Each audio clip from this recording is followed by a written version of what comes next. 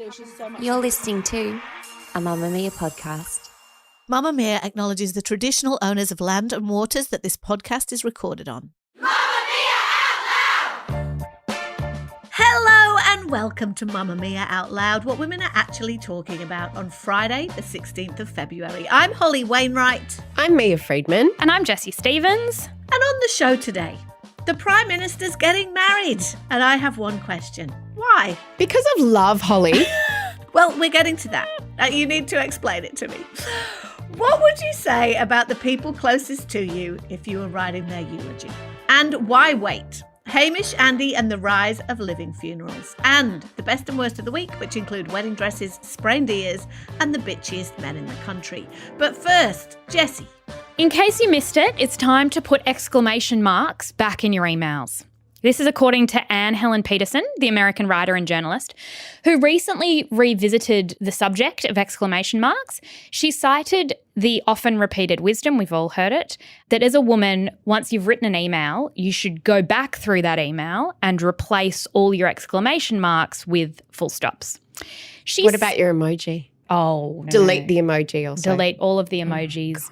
The love heart eyes, not appropriate. She says this is based on the idea that anything enthusiastic, and this goes for emojis too, is feminized and therefore seen as fundamentally unprofessional. She argues that we should be expanding what we understand to be professional communication. Bring back the exclamation mark and stop making your professional tone more masculine. We've defaulted to, in order to get anywhere in the workplace, we have to talk like men and write like men. And she's like, no, the exclamation mark has a place in our emails. I tried to write this in the script, but I don't know how to say it. Mia, I love this. What do you think? Because they're exclamation marks. I'm a bit torn about this because I hate exclamation marks in writing. Like whenever I'm editing anything, I'm always like, take it out, take it out. Because in writing, it can read young and dumb. Is that a sexist thing? Is that about sounding like a woman? And also, why do we want everybody to sound old? Why are just women enthusiastic? That's not true. Have you ever seen a man use an exclamation mark? I think the problem with exclamation marks also is that they can seem deferential. Almost like a question mark. They're like me. That is what they're like. They can be, How about in emails? Because every email I send, every sentence finishes with an exclamation mark, and I think it's an act of feminism to not delete them. Do you think it makes me look unprofessional? I think it makes you look a little bit stupid. And I use exclamation marks all the time. But don't you think that's what we need to change? Because I agree with you, Mia, right? I have internalized that exclamation marks are silly and girly and teenage. But I'm now older and there's a whole generation who don't think that about exclamation marks and who died and made me the boss of who sounds important and who doesn't. I think that we need to bring them back. We should put one in our title today. We've never done that. Okay. Okay. Let's put 3 in there. Love is in the lodge. It's wonderful that I've found a partner who I want to spend the rest of my life with. Sue me, but I'm a bit of a fan of Anthony Albanese's. No politicians are perfect and there's a whole lot wrong with the country and the world, but generally I am disposed to positive thoughts about him. So I was surprised at the turn that my little brain took when yesterday morning I opened my phone and I saw his post announcing that he was engaged to his partner, Jodie Hayden. There was an Instagram post of him with Jodie and the ring. He just said, she said yes. I think there was an exclamation mark. Because he's excited. That is an appropriate use of an exclamation mark in context. And the very first thing I thought was, why the hell would they do that? Is that really the first thing you thought? Absolutely, right? In case you missed it, Outlouders, the Prime Minister proposed to Jodie, who he's been dating since 2020, on Valentine's Day at the lodge. He's such a romantic. A romantic dinner out. I believe they ate blue-eyed cod. I am also a fan of blue-eyed cod. But I heard that they also had zucchini flowers. I am a fan of zucchini flowers. Love zucchini. I grow zucchini flowers. And here we are. And here we are. Anyway, but this is where my brain went when I saw it. I thought, you're a busy man. You're probably not going to have this job forever. There's a lot going on in the world. Why have you decided that now is a good time to do something that doesn't really need doing? Who made you the boss of love, Exactly. Holly Wainwright? That's what I mean. I'm examining my response. I'm not saying that my response was correct. I'm examining it, right? Because I don't necessarily agree with all the predictable commentary that's come that's like, this is like a strategy to boost his popularity, because actually he's still quite far ahead of Dutton in the preferred leader polls. And I don't really buy that it's a distraction. But I was confused about my reaction, and I opened the group chat and I asked Mia and Jessie what they thought, because that's what I do when I'm confused. And Mia said something that actually really surprised me. What did you say, Mia? I said, guys, it's love. It's love. Now, Jodie is an out louder, so she might be listening to this. Congratulations, Jodie, exclamation mark. I've met Jodie a couple of times. She's absolutely delightful. I met her before Anthony Albanese was elected Prime Minister. And they've got a great meet cute. She was watching him give a speech and she shouted out, "Go the Rabbitohs," which is the football team that he supports. And then she slid into his DMs. He was married to another former politician, Kamal Tabit. They had a son who's now, I think, in his early 20s. And he went through quite a bruising divorce, which he talked about publicly a few years ago. I don't believe he wanted to end that marriage. It ended and he found himself alone. He then found himself Prime Minister while he was dating. Now, he's not the first unmarried Prime Minister. He's actually the third. Julia Gillard is the most recent one. He will, if he gets married while Prime Minister, will be the first sitting Prime Minister to get married while in office. Look, dating someone who becomes a Prime Minister and then is leading the country, and she went from being a pretty anonymous person to appearing a little bit by his side during the election campaign. On election night, she was by his side. She then had to, as you say, go to all these, very official public occasions, so thrust into the spotlight, they would say. And you've got to say that is a fairly vulnerable position to be in. Anthony Albanese is about 60. Jodie's about 45. Jodie's never been married, doesn't have children. Presumably that's not on the cards. She said she realised she was in love with him when he was involved in a very bad car accident, I think in 2021, he nearly died. And so their relationship obviously heated up then. But you can only imagine that there were conversations behind the scenes before he became Prime Minister about what this could potentially mean. I get it. I totally get that he and she would want to declare something publicly and get married. I don't think we know how to interpret politicians' private lives outside of political spin. Yeah. I don't think we know what to do with them. I think that's really true. I think that was my response was all very, why is he doing this? What is the strategy? Da, da, da. You know what I mean? We don't think that these private lives are unfurling as they have a public presence. And every announcement and policy is so calculated that with this, you sort of go, what's happening? But then I thought there is no timing when you are the leader of a country that is going to look appropriate. He'd called an election and he did this in the lead up. That would be seen as completely, strategic. If he did it during COVID, there are just so many things that would Valentine's Day is a fairly neutral day. Yeah, and it's funny because you said it's love and Holly was going, I feel weird about this. I felt completely neutral. So I saw it. I went, Anthony Albanese is engaged. I do not have a single feeling in my whole body about it. There was a lot of I'm so happy for you and all this outpouring and lots of people posting, which is great. But I think you're also allowed to not be particularly interested. I don't think this is an attempt to hide or kind of shift the narrative. That's just the most cynical view. And also, that's a long game you're playing. Yeah, and they're both Catholic. So I thought in terms of the why, there could be a religious element to this. And it's the same why with why we participate in any ritual. If they're two people who knew that marriage was something that they wanted to do one day, then I totally get why they would have found themselves at that point. What I realised when I was examining my feelings about it is that I think my romantic tap is on sputter. In the life stage that I'm in, I'm not really in touch with, when Mia said it's love, I was like, you forgot about that.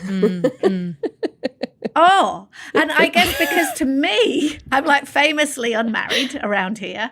I don't understand why you have to get married to show that you're in love, especially when you're really, really busy. And then that made me realize that I've like deprioritized romance, like love, romance stuff that actually you don't do because it's practical or it's needed or it's whatever. Just, you know what I mean? Like, so in my mind, I'm like, why would you add that to your list? That's where my mind goes. I get that. I also wouldn't be surprised if while he's in office, they don't do a wedding. A lot of people I know do the engagement thing as a symbolic commitment. I agree that organising a wedding, I mean, not that I imagine that Anthony Albanese is calling caterers, but I just think that would be way too stressful. And also there would be all this commentary about where he has it and taxpayer dollars and his salary and It's interesting what you say. I actually don't think they'll have a long engagement. I think they will get married this Really? year. Yeah, I do. I just have because a long engagement also just, then everyone's also, when's the wedding, and then it can become a distraction. It was interesting what you said about we don't know what to do with politicians' personal lives, you know, out of the lens of spin. I also think that in some ways we don't know what to do with older people doing romantic things like getting married. Yes, I think because that's he's 60. maybe you're like, what's the point? It's not like they're probably going to have a baby. It's like he's been married before. No one's criticising them for living in sin. There's no downside externally to not being married. Why do it? And it's like this idea that older people have sex lives and romantic lives and can fall in love and want to do that stuff like declaring publicly in front of everybody that this is my person. Anthony Albanese also strikes me as someone who really likes being married. You know, there are some people who really like being married. Like it's a type of man who really likes being married. And when he's not married, he's just not quite as happy. anchored in the world. Yeah, and I think that they seem to be a really, really good team. He talked about he didn't enjoy dating very much when I interviewed him on No Filter before the election, and he talked about, you know, Jodie sliding into his DMs, and after being married for so many years, navigating being single in his 50s was like a lot for him, for anyone really. So I don't know, I think it's hopeful. There's something about it that makes me feel when people decide that they're going to get married after divorce or at any age, it feels hopeful. And I think, I don't know, God, we need a little bit of hopefulness at the moment. We do, and I need to shake my cold, dead heart out of its icy coffin. It's wonderful that I found Mamamia out loud! who I want to spend the rest of my life with. Living funerals, pre-funerals, the last party, and a wake, a funeral. I read a story in Stylist recently about a woman who attended a friend's living funeral, and she was so moved that she decided that she would like one herself. Can you tell me what one is? Yes. It sounds really depressing. They're not new. They gained popularity in Japan in the 90s, and they were kind of understood as a funeral while living. And they've evolved to be all about offering a chance for people to say goodbye to their friend or family member on their own terms and celebrate a life while the person is there to hear it and fully comprehend the impact they had on the people around them. Why do you have to say goodbye though? Like, how is it different to like a birthday party where you just give a speech? There are sort of about the different person? types. I heard a funny story about someone who was 80 and went, look, I'm 80, I'm going to have an 80th and I want to have it like a party. I want to have it like a living funeral. And he had people make speeches and he had 180 people come and he loved it. And now he's 96 and everyone's like, ooh, it's a bit awkward. But then there's another type which I've heard about, which is you have a terminal illness. So, for example, I heard about a woman, this was on ABC's Life Matters, and she was diagnosed with stage 4 breast cancer. Not only was she about to die, but she was about to get really sick. So she decided to have something for her 50th, but it was more like a living funeral. And she had her friends come and they did speeches and they dressed up. There were stories of sort of correcting the speeches as well. So someone's telling a story and she's like, that's not how it happened. They get to bear witness to that and everyone gets to say what you meant to them. So that's the idea of a living funeral. Well, what you still mean to them because you're still alive. I feel like crying at the thought of this. Yeah. Well, I guess that we're not good with death. We're certainly not good with facing our own mortality. And the idea of this is that you get to say the things you might not otherwise. And the other thing I considered is that with a funeral, People travel from all over the world. They drop everything. They don't go to work. They turn up in their suits. That's always struck me as like all these people have dropped everything. And there's a sadness about the fact the person isn't there to see it.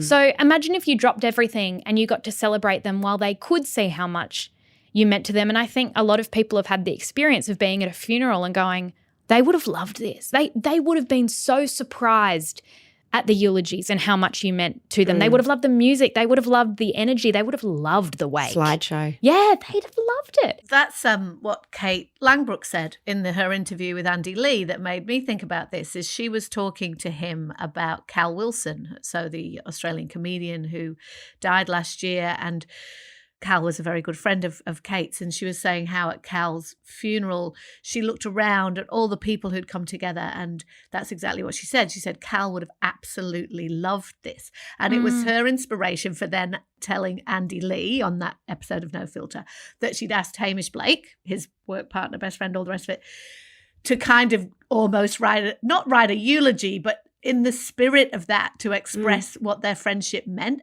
Hey, Katie, so here's some absolute train of thought musings on what my friend Andy means to me. Upon reflection, I guess I've always gone through life with a curiosity, an appetite for adventure, and the belief that in almost all situations there's the option to find comedy in it. But to get really deep really quickly, I also perhaps lacked the full belief in myself to pursue that feeling. As a 19-year-old, Andy introduced me to the term back yourself, and he really did. I think through his friendship he unlocked courage in me. I owe him a huge debt for hundreds of things, but the older I get, the more I see and value that initial change in the trajectory of my life and the seedling of challenging what may be possible. We've been through adventures and highs and lows that no one but us will understand or possibly care about.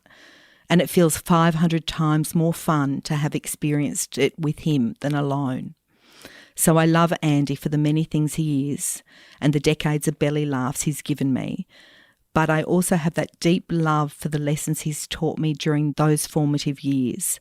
I really believe I've experienced a wildly richer life because of that gift. And it was really moving, and it really made me, not depressed me, but the opposite. It made me think, yeah, we can't constantly be walking around in a state of emotional outpouring and, constantly just stroking each other's hair and telling each other how marvellous we are. Although actually we do that a lot.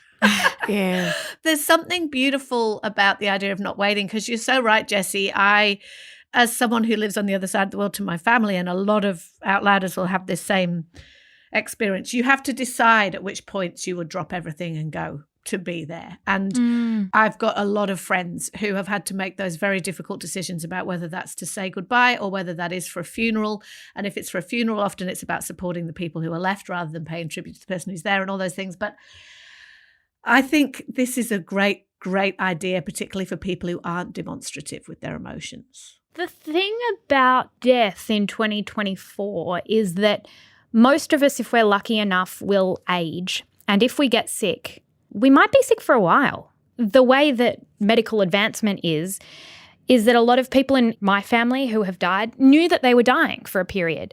And a few things can happen. I think that depending on who you are and the nature of your illness, you can go incredibly internal. And I don't think that a living funeral is necessary for everyone or should be thrust upon someone, because the members of my family that have died wouldn't have liked this. They wanted their death to be private and they wanted their family around them, and I think that's fair.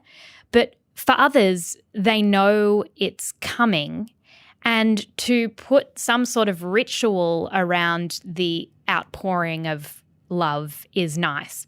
I had this. I knew that there were terminal diagnoses and that they didn't want visitors, which, I totally respect, but you go to send a text message and you're like, what do I say? It feels very loaded. Yeah, and you also feel like there's something disrespectful about going, you've meant so much. You know what I mean? Like it feels like they're already dead. I mean, for some people this might be great, but the spin I put on it is that this is why I write birthday cards and this is why I demand birthday cards from my family. I don't care about presents at all. But that idea of my love language being words of affirmation, you don't have to wait until someone has a diagnosis or someone asks you because they're recording a podcast with them to say things. You can say them at any time. And I know it might feel weird if you just walk around and, hey, Jessie, I just want you to know, and send you a random text message on a Tuesday. See, I would think you were dying if you did that. Yeah, interesting. I think that cards can be really important. I think that just back to what you said also about when you go to a funeral and you look around and you go, oh, and what Kate Langbrook said about Cal Wilson is that people said things about her and how they regarded her in their industry that she never knew, that she was held in such high regard. And she said she would have loved that. And you could hear that Kate was just like, oh, I wish she'd have known, because she never would have thought. And you could see on social media, it was just like an avalanche. She was clearly one of the most well-loved people in the Australian comedy industry. And I bet she wouldn't have known that. And I suppose the tragedy of Cal and of any person who dies at that age suddenly is that why would you tell her? You know, she wasn't old. She wasn't sick. So it never got said. But I did think when I was, listening to people talk about living funerals, I still think there's utility in having the funeral. They're for different purposes, right? The actual funeral? The actual funeral, right? So dead funeral. Some people had living funerals. There was a great story about a woman who made everyone come to the car park of the hospital and got everyone to dress up, and they had this morning tea, and she said, there will not be a funeral when I die. Like, I want this to be the funeral. I want to feel it. I want to be here. But I've always thought that funerals aren't as much about the person who died as they are about the family who's remained. That to show your support of them. Yes. And so I think that they're actually the focus on that day, and that's important. But to have the living side is about showing up and letting them know how much they meant to you. I was just thinking about how this thing of like people don't know how much you mean to them. I wonder if in the age where, say, my daughter's age and also older than that, who are very much grown up with social media declarations constantly, whether they will have this issue. You know how now when it's somebody's birthday, all their friends jump on Instagram or Snapchat or whatever and post pictures of them and say, I love you, you mean this, you mean that. And that wasn't a thing. You're right. Past. It's a public, outward facing, and sometimes it can seem really performative and a bit empty because it's like you kind of have to, and if you don't, then it says something and all that kind of thing. But then a funeral is a bit performative too, right? Because it's about the congregation or the people who have met there as much as it's about the person that's died. Maybe one of the things that it's done, this sort of performative relationshiping, is we're getting better at telling people and telling the world what people mean to us all the time. There's a bit less of an ick about it and a bit more of sort of credibility to being like, I need to tell you on everyone's significant birthday all the things you mean to me. We're much more used to seeing it in public. Mamamia out loud! Want unlimited Out Loud access? We drop episodes every Tuesday and Thursday exclusively for Mamamia subscribers. Follow the link in the show notes to get us in your ears 5 days a week. And a huge thank you to all our current subscribers.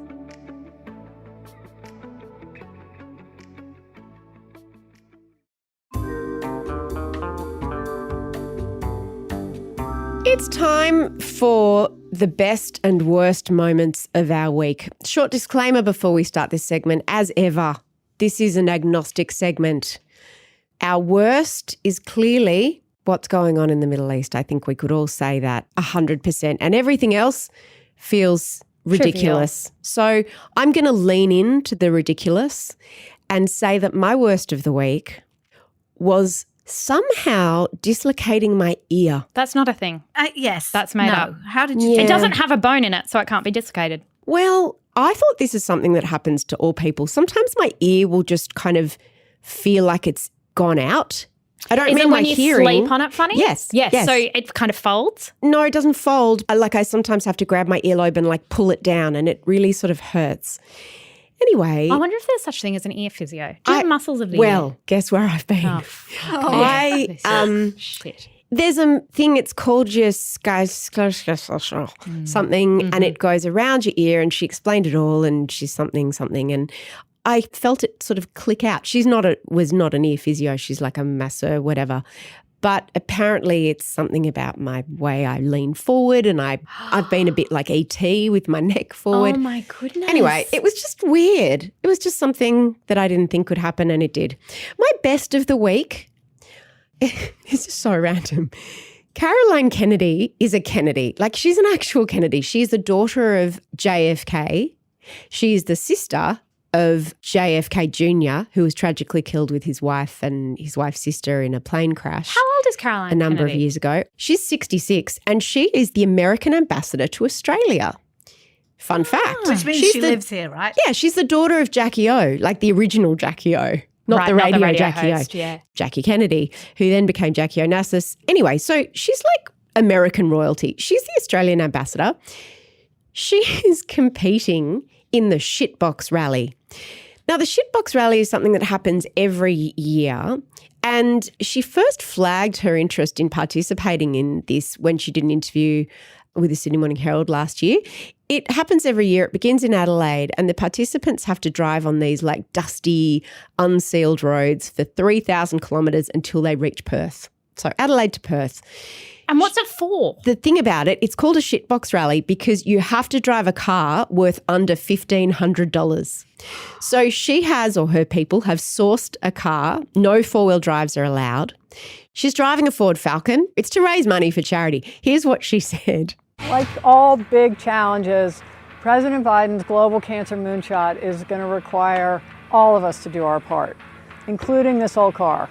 When I first got to Australia a year ago, I went to Bunnings for my first sausage sizzle, and the guys on the tongs were raising money for the Box Rally, which they told me was the largest community-based fundraiser in Australia for the Cancer Council. I just love this so much. You know how they say the world is your oyster? I feel like she really could have done anything. She was like, I would like to go to Australia. I know. She's pointed to it on a map. And now she's doing the shitbox rally in some car with no aircon. She's really leaning I in. imagine just driving through Australia. It's just... Do you know the other thing I love about her? She looks like a 66-year-old woman. And I know that's a kind of funny thing to say because what does a 66-year-old woman look like? She looks like a 66-year-old woman. She's clearly decided not to go down the surgery route. And it's very surprising to see someone that famous in the public eye, that high profile. Refreshing. Yeah. We'll include the video in our newsletter this week. It is so funny. She's a very cool chick. So my worst, I've mentioned a couple of times that I've been watching Nemesis, which is a documentary on the ABC, 3 parts. It's about the era in Australian politics when Malcolm Turnbull deposed Tony Abbott and then Scott Morrison deposed Malcolm Turnbull, basically that big whole mess. And a few years ago, the ABC made a very similar one about the Rudd-Gillard years called The Killing Season. So, you know, it's something they do, very, very credible. They've got almost everyone to talk. Abbott refused and Julie Bishop refused, but absolutely everybody else is in it, impeccably sourced, very well made, blah, blah, blah. But the reason it's my worst, even though I'm enjoying it, because I do have a bit of a like Holly.com interest in political machinations, is, my God, these people who are supposed to be running the country. And again, it's not a political statement because the Labour Party immediately before them did exactly the same thing. They're supposed to be doing things for us, making the country better. And all these men are doing for years and years and years, if you believe this documentary, is sniping, bitching, plotting. It's all like Barnaby Joyce in there going like, so I went round to Malcolm's office and I said, and then I went to the restaurant and I sat next to so-and-so and I heard them say, and it's like gossip, gossip, gossip, which is really juicy and interesting to listen to.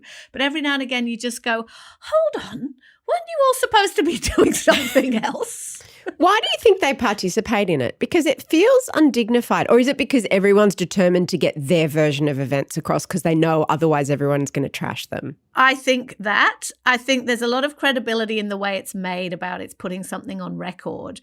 But what is very clear is there are still a lot of open wounds, like the things Barnaby Joyce says about Malcolm Turnbull, the things Malcolm Turnbull says about Warren Entsch, the things Scott Morrison says about, like, everyone. You just realise how much these guys hated each other And no wonder people don't trust politicians because we all stood there and watched them all stand there smiling and saying things like, I'm not going to cause any problems once I leave office. Can I ask, I'm going to watch this weekend, but who comes across the worst in your opinion? One of the reasons why Morrison comes across really badly is because he's still being really disingenuous. Like Malcolm Turnbull and Barnaby Joyce and lots of other people on this say a lot of things that are really surprisingly mean and surprisingly petty, but at least they're telling the truth. You can still see Morrison's smirk and his just sort of refusal to engage. It's just, for me, he comes across the worst because although Turnbull says a lot of quite awful things, at least he's being honest. You know what I mean? But it's great. There's this bit where they all ask each other, what's the one word to describe so-and-so? And they just say the worst shit about each other. I love that people think women are bitchy. I know, And right? you look These at politics. men. Yeah. The best is, well, it's not quite my best yet, but it's getting to be my best. I've spoken before about how I had a lot of trouble sleeping in the last few years, and it might be hormonal, and now I've got some patches for that, whatever. But I was listening to a podcast the other day that suggested that if you do what I do almost every night, which is I go to sleep fine, but I wake up at 3 and everything just starts spiraling in my mind. And I kind of do a worry circle that might start with something big. You know, I might be like, this book I'm working on at the moment. And then it'll go to like, oh, I forgot to do that thing. I forgot to take that thing out of the fridge. And then it goes to next week and the travel I've got to do and will that work? And then it'll go to, is Billy being bullied at school? And then it'll go to, I'm not a very good partner to, you know, it just goes and goes and goes, this spiral. I was listening to this expert on this podcast say, and I'm sure that lots of people have been told this, so excuse me while I bungle it, that what you should do to stop that happening is to write a worry diary before you go to bed. So before you go to sleep, write down all the things that you're worried about. And the idea is to sort of trick your brain into thinking it's already done its worrying. Dumping it. My psychologist has said even setting a bit of a timer, like a 5-minute timer to do your worry. And then when it stops, it's like That would be helpful, Jessie, because I did it for the first time the other night and it took a really long time. And then you needed another exercise book. I said to Brent, so I'm doing this worry diary and he's like 5 and he's lying there and I'm writing in pencil like, and he's like, have you finished? I'm like, oh no. Turning the page, flip. Wow. And he's like, okay, I think we need a time limit on your worries. And when you write that, do you ever get nervous that someone will read it? Well, I did think about that. And even I don't want to read it. Yeah. I don't want to read back on it.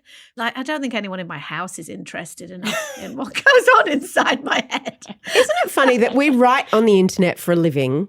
We communicate digitally all the time, and yet I've got this block about writing anything down on paper. Maybe that's because your writing is always read. So it's like, to you, the act of writing has been about the consumption. Oh, God, you're for right. others. Yes, it's not about other people, it's about you. You're right. Yes. I think that's really true, Jessie, because even if I try and write a diary or journal, I always am thinking of it from the outside looking. Yeah. Like, what if somebody reads this? Holly's coming up with a headline, the 3 reasons I can't sleep tonight. Holly. Exactly. What's the social sell? 100%. Anyway, so I'm trying this. It's my best. The thing that was funny is the first night I did it, I did still wake up at 3:00. Then I started worrying about the fact that my worry diary wasn't working and that this guy in the podcast would be like, people who don't sleep are going to die sooner. And they were around. I'm just like, then I started worrying about that. So people need to stop saying that about sleep, honestly. I know that to be true. I am trying. My worst is sleep regressions. Really boring. Your sleep regressions? No. My 7-month/8-month-old. And then you Google it. You're like, because you have a bad night. And you go, explain what sleep regressions are for someone who's never endured one.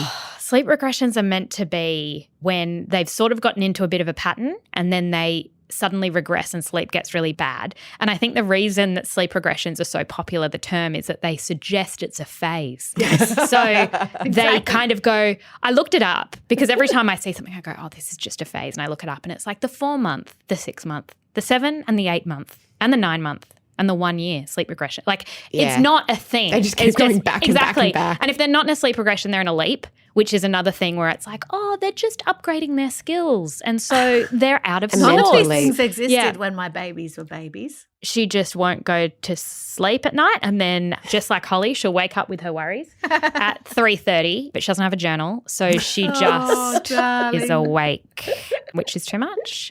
Voice memos, Luna, voice memos. Exactly. So my best is that I sold my wedding dress, which is something that's been on my to-do list for 10 months or something.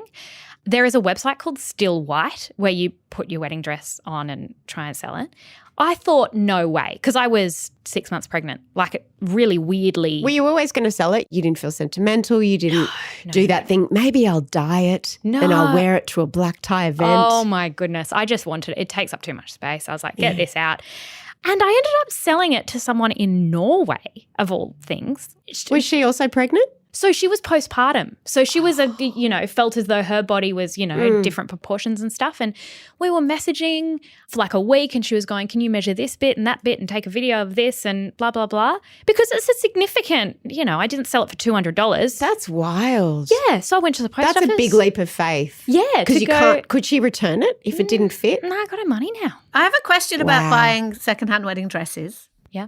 Do you give any detail about why you're selling it? Because one of my friends wanted to sell her wedding dress after a divorce, and she said no one wanted to buy it. And then I realised that on the site she'd said, oh my God. Get this shit out of my house. It reminds me. Oh, no. Bad juju. No, you got to lie, and you've got to say this was a good luck dress. There was a trend for a while, I'm so glad it's finished, like destroying the wedding dress where because brides don't get enough attention, in the aftermath of the wedding, they then organise another photo shoot where they like spray paint the wedding dress, or they like dive into water wearing the wedding dress, or like roll around in mud. Yeah, I know. We're in a cost of living crisis. I needed every dollar from that dress. That would be really on the nose now, wouldn't it? And also, I love that it's getting another life. That's what we should do. I looked everywhere. I really wanted to buy a secondhand dress, but because my proportions were so off, I couldn't. But I love the idea that this can just be sold on, or like sisterhood of the travelling wedding dress. I've lost 2 wedding dresses. Mine are out there in the universe, but I didn't get any money from them. One was mine and one was my mother's. Oh, no. Shit, she listens to this podcast. Anyway, moving on. I have a recommendation. Oh, my God, this has made me laugh so much this week. Jessie, I'm going to leave it to you to explain, because Claire, your sister, gave birth on your shared birthday last year. You weren't meant to be there for the whole thing. You were going to be there for some of the labour, like she was there for you. You made yourself useful because you made a little bit of content while you were there. I knew that my mother-in-law is Mia Freedman, and she'd never forgive me if I didn't make content out of Claire. So I did try and make a video for subscribers, but I was swatted away. No, about an hour before Claire gave birth, she'd been in labour for about 8 years, and I got my phone out and just said, let's cancel birth, like just as a distraction, because she needed some distracting. Both of you being the hosts of Cancelled, the comedy podcast where you cancel usually people, but you decide, well, you don't actually cancel them. It's funny, but you decided you'd cancel birth. What a great idea. Yeah, and so we'd had cancelled pregnancy before, which was good fun, and then we went, we'll cancel birth. So I got my phone out and got Claire, and someone just said to me before I came in, she said, that's the closest I've ever been to birth. I've never heard someone in labour before. So Claire is literally like, I don't know, 8 centimetres or whatever. She's not doing well. I think just after that, I think she started projectile vomiting all over the room. So out loud, this is just a little taste of the cancelled episode. Do you want to say anything about cancelling birth? I think it's really unfair. Why? And I just think it could be a lot fucking simpler. Yeah. Like, logistically. Yeah. And it's like... Remember when we thought that maybe men could give birth out of their penis holes? That would be easier than this. There's a massive design flaw at fault. Yeah. Here. Yeah. And it's like... Fix it. It's like fix it. Don't you think it's a miracle of life, though? Not yet. Not yet? No. How's the gas? It's not helping with pain. It's helping with... What? With, like, not jumping out the window. Yet. I think my baby might have a cone head. Oh, fuck. You do, don't you? But I just hope That Santa hat covers it. Yeah. It is just so you guys. good. You two, honestly, Out Louders, we will put a link in the show notes. Go listen to that. It is the funniest thing you've ever heard. We go into details I hadn't heard about, oh my God, just even postpartum and stuff. We talk about the things that only two sisters sitting next to each other who have given birth in the last 6 months can possibly unpack. It's so good. Link in the show notes. And if you love hearing our recommendations because they're good, except for sometimes Holly's, which are sometimes a bit dodgy. You guys. Some people really like your recommendations, Hol. I'm just not one of them. I'm mad. You need to sign up to the Mamamia Out Loud newsletter because that's where we put links to all of our recommendations in one place, plus all the behind the scenes of this podcast. We'll put a link in the show notes also to sign up for the newsletter. If you're looking for something else to listen to, yesterday's episode was a lot of fun because we're trying to do a rebrand. We need new art. We really need to hard. freshen up, to grow up. Yeah. We sit down and we discuss our hang-ups, where we've gone in the journey of trying to get this new logo, but also how confronted we are at this new world in which our podcasts are being filmed and the things we specifically hate about our faces. I feel as though it was very therapeutic. Yeah, I haven't brought this up, but I'm going to bring it up on this episode. I'm ready. Do you remember when Mia was like, we need a new logo, blah, blah, blah, and she made us do a photo shoot when I was 38 weeks pregnant? Do you remember that? Yes, I do. Yeah, that was bad. I was like, and I don't think I am particularly vain. It's really passive Not aggressive. going to look like this always. Yeah. I'm incredibly pregnant. I had a lot of fluid, a lot of puffiness. You and were you depressed. Were like, get in front of the camera. We Yeah. need a logo. And I was like, I don't want this. We'll put a link. There's so many links in the I show know. notes today. After you hear what we are thinking about, we are keen to hear your thoughts on our new logo and our new look. Thank you for listening to Australia's #1 news and pop culture show. We love you. We hope you've had a good week. This episode is produced by Emeline Gazilas. The assistant producer is Tahli Blackman. And there's been audio production from Leah Porges. And we will see you next week. Bye. Bye. Bye. Shout out to any Mamamia subscribers listening. If you love the show and want to support us as well, subscribing to Mamamia is the very best way to do so. There is a link in the episode description.